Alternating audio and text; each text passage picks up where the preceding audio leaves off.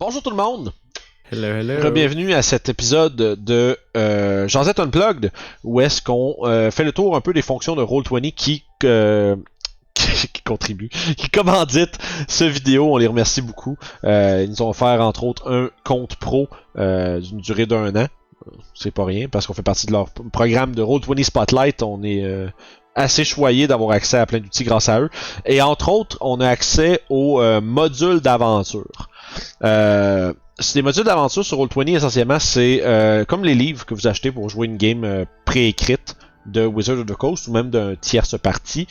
Puis même, c'est parce qu'on parle de tierce partie, mais il y en a qui sont même supportés sur Roll20, il y en a qui ont été montés qui ont été faites là-dessus. Il n'y a pas juste du D&D, Pathfinder, Starfinder, il y a Call of Cthulhu, il y a beaucoup de modules préconstruits sur Roll20. Puis aujourd'hui, on va faire un peu le tour de qu'est-ce que ça contient, comment c'est fait, comment c'est monté, comment est-ce que tu te retrouves là-dedans pour préparer ta partie. Puis on va essayer, mon objectif avec l'épisode d'aujourd'hui, j'aimerais ça un peu, parce que ça a été ma découverte de cette année, là, faire réaliser un peu au monde qu'un module dans Roll20, là, ça te sauve du trouble en tabarnouche. Pour vrai, là. Fait qu'on va se lancer là-dedans. La première affaire que vous voulez faire quand vous êtes logué sur votre compte Roll20, c'est un gros bouton rose sur la première page. Oups. Marqué Create New Game. On va partir ça. Fait que Create New Game. Puis là, ça load. Ça ferait pas le temps que mon internet lâche pendant ce temps-là. Fait que là, ici, j'ai tous les modules que moi j'ai. Bon, j'en ai vraiment beaucoup, là. Par exemple, on va se lancer dans Descent into Avernus, mettons, right? On rentre Avernus comme ça, puis là, automatiquement, il dit « Ah, ça, c'est un module de Donjon Dragon », fait qu'il te suggère la feuille de Donjon Dragon qui va avec. Puis là, tu peux marquer Avernus sur le side. C'est juste de même. Puis là, s'il y a quoi que ce soit que tu veux aller changer, tu sais, comme dans ton... tu soit changer le module ou changer de la feuille de personnage. Maintenant, tu veux dire, je vais prendre Avernus, mais on va jouer avec... on va jouer à Pathfinder à la place. Tu pourrais faire ça avec les feuilles de personnages de Pathfinder. Ok, c'est pour ça qu'il te donne l'option. Mais les monstres, Okay. tu sais, certainement tous les monstres vont être en stade de 5ème édition ou des trucs comme ça, là, mais tu pourrais faire des personnages de Pathfinder puis jouer dans Avernus puis te rendre compte que, oh mon dieu, avoir plus 42 pour toucher à Pathfinder, c'est pas pareil qu'à Donjon. Y a pas un monstre qui te touche avec ton 38 d'AC. C'est ça. Fait qu'une fois que tu cliques là-dessus, ça t'amène sur ton landing page de partie. Où est-ce que normalement tu pourrais faire launch game, mais là, en ce moment, ça va être le moment Jazette de Jazette. Parce que ça prend une couple de minutes avant que le module soit installé. Mais c'est un mensonge parce que c'est prêt. Juste le temps que j'explique le truc, finalement. C'est l'internet de Valdor, man, c'est super speedy. Super speed. Mais pour vrai, je veux dire, parce que Tomb of Annihilation, par exemple, ça m'avait pris un 5-6 minutes. Là. Fait qu'on va aller découvrir qu'est-ce qui se passe à Avernus. Ça doit dépendre de si les serveurs sont occupés ou quelque chose. Peut-être, ouais. Que tu fais ça, genre. Parce que là, en fait, quand tu launches ta game, normalement, il t'amène sur un landing page. Là, ça la première fois qu'il load, fait qu'il va sûrement être l'enfer. Mais tu sais, ça, c'est comme ta page d'ouverture. Fait que là, quand tes joueurs arrivent dans le game, première affaire qu'ils voient, c'est ça. Fait que là, on se rappelle, on a créé des scènes, on a créé des maps, hein, là, une couple de semaines, Guillaume. Fait qu'on se rappelle que toutes nos pages sont en haut. Puis si tu regardes, ben, j'en ai déjà plein qui viennent avec. Fait que tu sais, on peut aller voir, tu sais, il y a comme le Dungeon of the Dead. Il y a Kalisham là-dedans. Ouais, ben, Little Kalimshan, c'est un quartier de Baldur's Gate. Ah, Little Kalisham, oui, ouais. Oui. Fait que tu sais, comme tu vois, ça c'est comme, mettons, tu sais, là, je suis dans le Dungeon of the Dead. Là, tu vois, tous les tokens sont là. Il y a des petits marqueurs de pièces avec les numéros, pis des trucs comme ça. Pis tu sais, tu peux avoir accès à toutes les feuilles de personnages, avec des affaires, tu sais, il y a plein de notes, pis de trucs de rentrer dedans. Fait que tu as essentiellement accès à tout ce qu'il y a dans le livre. Là, je vous le dis, je vais dans le désordre, parce que moi, je vous explique, c'est comme ça que moi je vais. Je me promène, je check les donjons cool, puis je fais, qu'est-ce que c'est que ça? Fait que tu sais, bref, tout est monté, puis bonus, le dynamic lighting est tout fait aussi. Ça, quand j'ai découvert ça, j'étais comme, oui! Parce que c'est tellement le bout le plus long à faire, surtout un donjon comme ça, là. Fait que tu sais, t'as toutes tes différentes places. T'as un alternate landing page, ou il y a plein de choses qui viennent avec. Moi, ce que j'aime beaucoup, c'est le token page. Tous les tokens qu'il y a dans l'aventure sont répertoriés ici. En ordre Un empirien, what? en ordre alphabétique. Fait que tout est là, tu sais. Golden Dew. Ouais, I don't know what that is, je connais pas l'aventure. Fait que si jamais tu cherches quelque chose, tu veux chercher un token d'un personnage, d'un NPC ou d'un monstre, c'est tout là-dedans. Fait que tu sais, si tu veux aller chercher, il est où Arcane the Cruel! Ceux qui connaissent Arcane, qui était dans la finale de Critical Role. Là. Ah, c'est lui? Ouais, c'est lui. Il y a tout, mais oui, il est dedans, man. C'est fou raide. Fait que, tu sais, pis ça, il y a les handouts pis tout. Bref, là, je m'excite pis je suis en train de faire du gauche à droite. Pis je suis en train de faire, oh mon dieu, c'est Avernus, c'est nice. Je pourrais regarder c'est quoi. Mais tu sais, t'as les maps partout avec des trucs. Pis ce que j'aime beaucoup, c'est il y a des labels qui sont cachés. Tu sais, comme ça, là, si tu veux pas que tes joueurs sachent c'est quoi cette place-là, ben à un moment donné, tu peux faire, vous allez à telle place. Tu sais. Il y a des indicatifs de cachet sur ta map pour que toi tu les vois, mais pas tes joueurs. Fait que la plupart des maps dans les modules sont montés comme ça, puis ça c'est nice parce qu'ils savent pas nécessairement le nom de toutes les places, ou ben ça te laisse un peu contrôler qu'est-ce qu'ils savent. Fait que tu sais, on a quand même beaucoup, tu sais, il y a quand même une bonne coupe de maps là. C'est quoi, c'est side view of the quelque chose. Fait que tu sais, il y a plein d'affaires. Bref, ça c'est les bouts qu'on aime ça explorer au début, mais la vraie beauté du truc c'est dans le journal. Ici t'as vraiment toutes les entrées du livre dans le journal. Pis là, mettons, on va se simplifier, il y en a vraiment trop. Tu vas juste fermer les trucs. Fait que tac, tac, tac. Pis ça, c'est les... Dans fond, t'as tes sections. Et il y en a en esti, man. Fait que tu sais, entre autres, t'as toutes les handouts que tu peux remettre à des gens. Tu sais, c'est quoi, des NPC. Tu sais, des fois, t'as comme... tu sais. Fait que tu sais, si tu veux, mettons, montrer quelque chose à tes joueurs, c'est par là que tu vas passer. Souvent, quand tu sélectionnes un token, il y a comme on a vu que j'ai fait avec Arcane, il y a le handout de linké dedans déjà. Fait que tu sais, quand vous explorez un module, là, souvent, tu vas à Start Here, puis là, t'as une coupe d'affaires à voir. Tu vois, il y a comme des game settings. Ça, souvent, c'est plus ou moins, mais c'est plus comme About the Adventure. Là, tu peux lire, ok, bon, t'as le background de l'aventure. C'est comme dans le livre. C'est comme si le livre avait été détaché en plein de petites pièces, puis pincé là-dedans. Il y a beaucoup de gens, et je suis très d'accord avec eux, qui aiment mieux avoir un livre dans les mains. Moi, je suis quelqu'un qui bounce de gauche à droite non-stop. Fait qu'avoir ça de même, moi, je trouve ça cool parce que t'as des affaires. Je vais vous trouver un exemple, là. T'as un guide de prononciation, ça, c'est le fun. Ouais, c'est ça. C'est quoi, pour toutes les noms, tu sais, Zariel, ou Zariel, je sais pas. Tu sais, c'est comme, il y a plein de... bref, voilà. Mais ouais, c'est le fun pour ça. Il y a plein de petits... Je pense que ça, c'est même pas dans le livre. Je pense que c'est dans Roll20, peut-être qu'ils l'ont mis. Je sais pas si dans le livre, il l'a. Mais ce que j'aime bien, là, c'est que tu vois, il y a des affaires de surligner. Tu vois-tu, c'est un peu petit, hein? Non, ben, moi je vois, mais je sais pas si les gens à la maison... Je vais grossir pour les gens à la maison un peu. Fait que, tu sais, les affaires qui sont surlignées comme en rose, quand tu cliques là-dessus, ça t'amène sur d'autres choses. Fait que, tu sais, tu peux...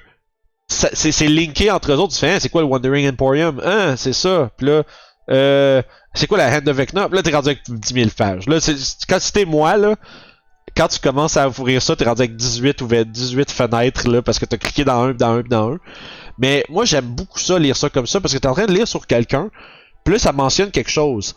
Puis tu fais, c'est quoi ça déjà? Là, tu cliques là-dessus, puis là, tu peux aller, tu sais, cross-référence sur l'information. Puis ça, c'est une affaire que, dans les games que je roule, je trouve ça merveilleux. Parce que c'est surtout comme un méchant qui fait référence à un autre NPC ou qui fait référence à un objet, ben sur le fly tu peux le trouver vite, tu sais, trouver vite sur le fly une information dans un livre, des fois c'est pas full facile parce que c'est pas toujours un à côté de l'autre, tu sais. Fait que moi à ce niveau-là j'aime beaucoup ça. Puis dans le fond essentiellement t'as beaucoup, comment je dirais, je vais essayer de trouver quelque chose avant de parler là, parce que si je fais deux choses en même temps, je vais être un fou. Mais c'est ça, tu sais, t'as l'overview, t'as tes chapitres avec tes levels, tu sais, puis après ça te link à c'est quoi le chapitre 1. Qu'est-ce qui se passe, nanana. Puis là, tu sais, running this chapter, comment tu roules la game. Puis là, il te sort ça, là, t'as un flowchart de ton aventure. Ça, c'est vraiment unique à Avernus, là, par expérience. Tomb of Annihilation n'est pas exactement comme ça, mais c'est le fun. Ça, tu fais, ok, de Basilisk Gate, qu'est-ce qu'il y a là? Là, tu fais, ok, il y a telle affaire, il y a des gens, meeting Captain Zudge, là, nanana, puis il explique des affaires, tu sais. Fait que j'adore ça pour ça, parce que tu vas aller chercher ton chapitre 1, mettons. Puis là, t'as toutes tes affaires, tu sais. Mettons, là, tu veux savoir, tu sais, il y a la Elf Song Tavern, ok, il y a le plan, mais qui y a dedans about the tavern, c'est qui les patrons. Fait que, tu sais, personnellement, pis ça, c'est vraiment juste un trip personnel, là, parce que je suis vraiment, vraiment conscient, puis bien d'accord avec le fait que des gens adorent beaucoup plus avoir le livre.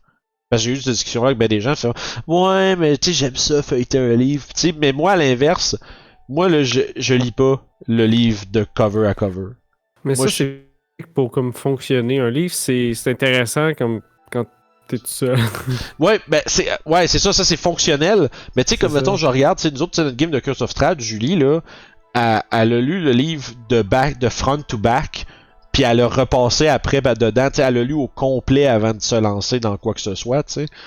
Fait que, tu sais, puis moi, je suis vraiment pas de même. Moi, je suis plus du genre à picosser à des places, tu sais.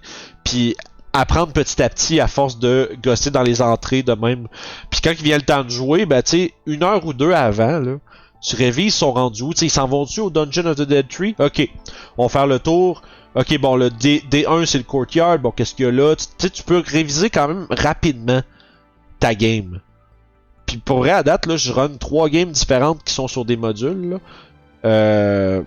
Puis il y en a jamais que je m'installe plus qu'1 heure ou 2 à l'avance pour rechecker où ce qu'ils sont rendus. Puis de faire de la prep, là.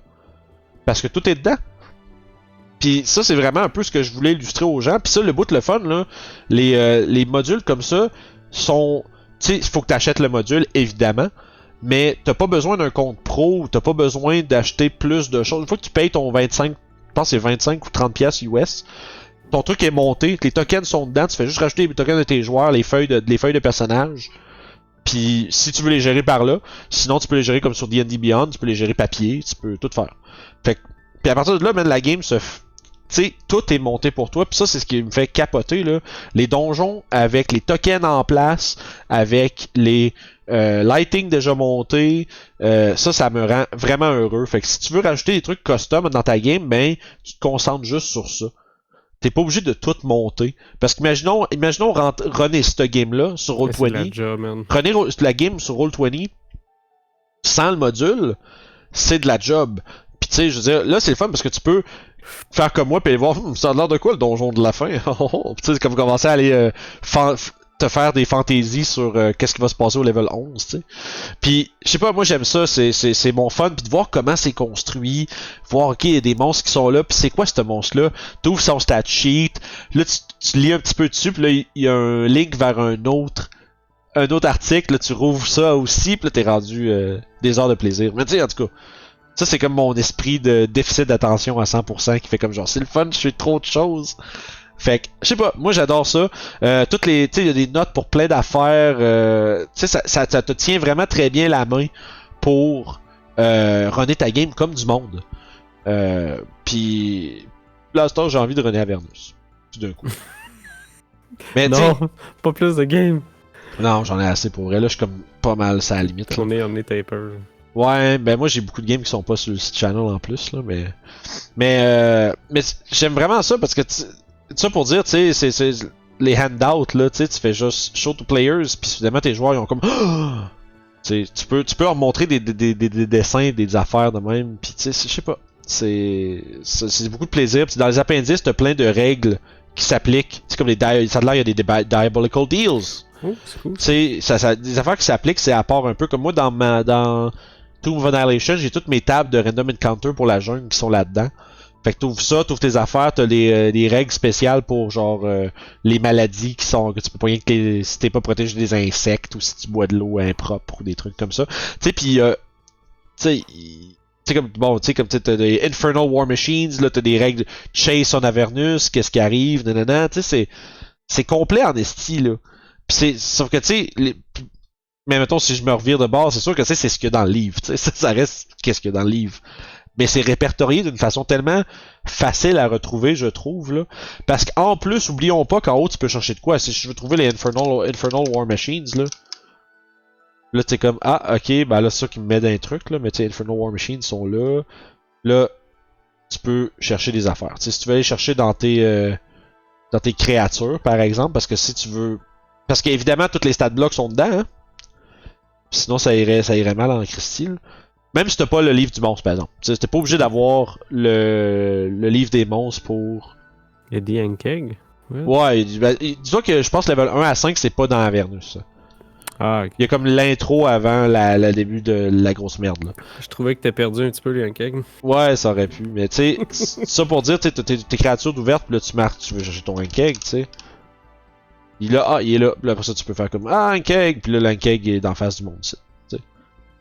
Fait que tu sais, je pense que ce qui est le fun avec les modules, c'est le fait que t'es pas obligé d'acheter Volo's Guide, t'es pas obligé d'acheter tu sais, le Mordekainen Tome of Foes, t'es pas obligé d'acheter le manuel des monstres, t'es pas obligé d'acheter le DMG pour avoir les objets magiques. Tout ce qui est inclus dans l'aventure est dans le module. Fait que ça inclut les handouts d'objets magiques, ça inclut les monstres, ça inclut les NPC, ça inclut Mais tout. ça, mettons que t'achèterais le livre d'Avernus, t'aurais-tu toutes ces informations-là dans ce livre-là? Dans le livre, normalement, non. C'est ça, hein? Parce que si tu l'Ankeg, le stat block de l'Ankeg, souvent il te réfère au manuel du monstre telle page. Ok. L'exception, c'est les monstres qui sont uniques à l'aventure. Ils sont inclus en appendice à la fin d'habitude. Fait que tu sais, je trouve que ça c'est quand même un beau bonus de runner ça sur Roll20, c'est que t'as quand même tout ce qu'il faut. Là. Fait que tu sais, puis à ce niveau-là, je trouve ça vraiment vraiment nice, tu sais. Puis ce que je remarque, chaque stack block dans les GM Notes, il y a toujours où c'est que tu rencontres ce monstre-là. Tu sais, c'est quoi qui est là. Tu sais, c'est. Tu sais, tu vois que là, bon, ça a l'air de parler d'un bar ou quelque chose comme ça, puis là, tu vois qu'il y a un gruff female half-ogre named Skuna. Fait que tu sais, tu peux. Bref, en tout cas. Je dérape un peu, là, puis on s'excuse pour les gens à la maison, mais je suis excité, j'aime ça regarder des choses comme ça. Mais. Je sais pas, mais moi, c'est depuis que j'ai découvert les modules sur Roll20, sur Roll20, je sais que Fantasy Ground pis d'autres en font, ils en font aussi, pis tu sais, il y a plein de gens qui peuvent le faire sur toutes sortes de plateformes, mais quand moi j'ai découvert ça là-dessus, j'étais juste, je capotais, là, quand j'ai commencé à runner Tomb of Annihilation, tout est tellement bien monté, tout est comme en place, puis tu peux vraiment improviser vite parce que tu as l'information à quelques clics, tout pas mal tout le temps. Je te dirais, le plus gros de la job, là, c'est avant de commencer ta session 1, comprendre où c'est qui sont les choses. Tu sais, dans ton journal, où c'est qui sont les items d'importance pis ces choses-là. Tes maps, c'est où, c'est quoi qu'il y a là. Tu sais, c'est rapidement, juste ok, elle tue elle. Tu sais. Fait que tu sais, j'aime ça pour les réactions de Guillaume. Genre, oh shit. Mais c'est Storm's Blade. What? Ouais, c'est le nom de quelque chose. En enfer? Très étrange.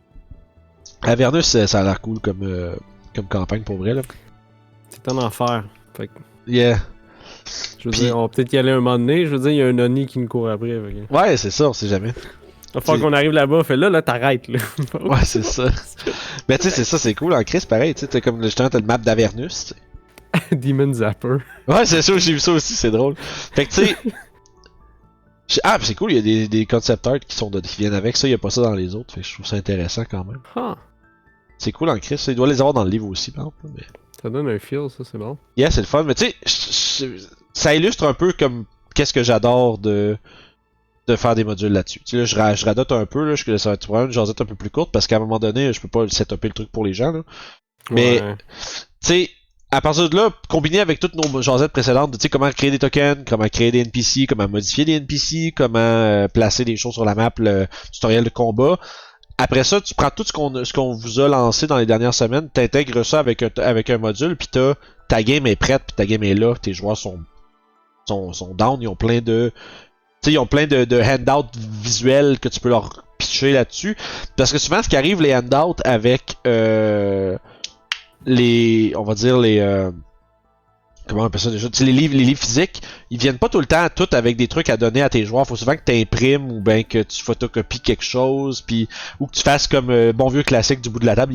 Avec ton livre, tu caches tout le texte comme ça, mais tu caches tout le reste. Bref, Ouais. je trouve ça le fun de pouvoir, tu sais, avoir des choses à leur montrer, tu sais. Je sais pas. Ça, c'était à Waterdeep. ça? Ouais, non, c'est à Baldur's Gate. The High House of Wonders. On y est allé dans notre playthrough de Baldur's Gate 1. Vous allez checker ça sur le channel. Plug de plug. Pas la nôtre, mais le mien avec Ouais. sur voyons, le jeu vidéo. Fait que bon, je pense qu'on gardera pas les gens plus longtemps, sinon faut qu'on aille souper. C'est comme... Ta mère t'appelle. Oui. On m'informe à l'instant que mon pâté chinois est prêt.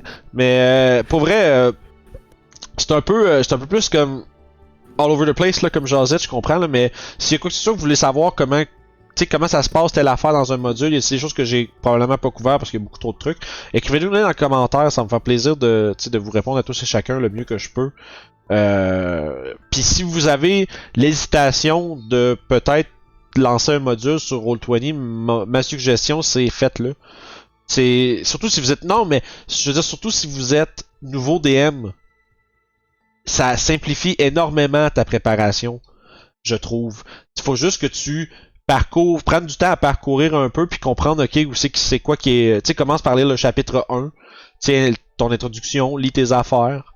Tu sais, si tu veux pas avoir le livre par exemple, mais le best je pense ce serait d'avoir le livre d'un bord puis Roll20 de l'autre, tu sais que tu puisses lire le livre chez vous dans ton fauteuil là ou je sais pas quoi.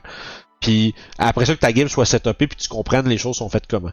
Si t'es une personne comme moi qui est extrêmement désordonnée, ça va aussi quand même ça peut quand même bien aller de passer d'une affaire à l'autre qu'aller lire c'est quoi qui se passe à telle place puis tu sais lire en diagonale, faire une passe sommaire de qu'est-ce qui est quoi, puis à partir de là t'as une vague idée de comment ça se passe puis tu vas aller lire plus en détail quelques heures avant la game puis à partir de là tu vas savoir comme vers où diriger tes gens. Puis tous les modules viennent avec un quadrillé de random encounter que tu peux dessiner dessus puis essentiellement faire des affaires avec. Personnellement, moi j'aime bien rajouter des maps de random encounter en plus parce que tu peux toujours rajouter des trucs. Tu peux toujours create new page. Puis moi je me rajoute 3-4 random encounter avec des terrains comme assez neutres là, faciles qui sont peut être n'importe où. Puis s'il y a des random encounters à lancer, j'ai fait de même. Ou sinon je les dessine, pendant un bout je les dessinais. Puis ça fait un job. Puis tu peux ajouter tes propres affaires dans ton module. Si tu veux créer une map, créer un donjon complètement, que tu veux rentrer du homebrew dans ton module de campagne, tu peux le faire amplement. Ça t'empêche pas de rien faire que tu ferais normalement. C'est juste que il y a beaucoup de choses qui sont placées pour toi, puis ça je trouve ça très cool. Fait que c'est en tout cas. Si vous avez des questions, si vous voulez nous jaser, venez nous voir sur le Discord, venez nous voir sur Facebook, commentaires YouTube, n'oubliez pas de vous abonner, super important. Les liens pour nous voir un peu partout sont dans la description en bas. Et comme d'habitude, portez-vous bien. On se revoit la prochaine fois et n'oubliez pas de consulter notre Patreon. Bye bye! Bye!